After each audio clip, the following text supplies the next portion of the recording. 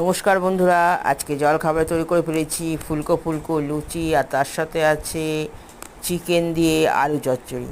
তো ছোট ছোট আলু কেটে নিয়ে এতে আমি পেঁয়াজ, আদা, রসুন আর দিয়েছি কাঁচা লঙ্কা, নুন হলুদ পরিমাণ মতন, আর দিয়েছি চিকেন মশলা। তো এটা হচ্ছে আমার আজকের লুচির সাথে এটা একটা তরকারি। তরকারিটা দারুণ হয়েছে খেতে। ছেলেকে একটু সামান্য দিয়েছিলাম, ও বললো মা খুব সুন্দর তরকারি হয়েছে। আর চিকেনগুলো আমি কুচি কুচি করে নিচ্ছি, যেরকম আমরা কিমা করি ওই টাইপের, ওর থেকে একটু বেশি বড়।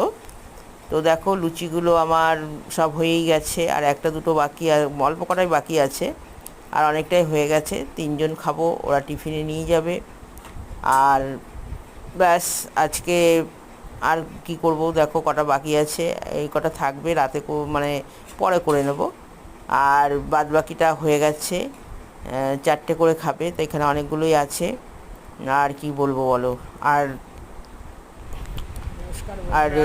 আজকে আমি তৈরি খুব করেছি গরম, তো গরমের মধ্যে এই রান্না করতে করতে প্রচণ্ড আমার একটা কষ্ট হয়। আলু তো পোস্ত। এসে একটু হাওয়া খাচ্ছি, হাওয়া খাওয়ার আর পরে তৈরি করেছি তারপরে আমি ডিমের রান্না অমলেট করব, আর দুপুরের জন্য ডাল। করব আলু পোস্ত, ডাল আর সেরকম কিছু আর করিনি, খুব হালকা করে ডিমের করেছি সব অমলেট। কিছু। ব্যাস আজকে এই অবধি। নমস্কার বন্ধুরা, সবাই খুব ব্যাস, ভালো থেকো, আমি ভালো আছি। তারপর গুড আর কি, ইভিনিং, গরমের টাটা। মধ্যে আর কি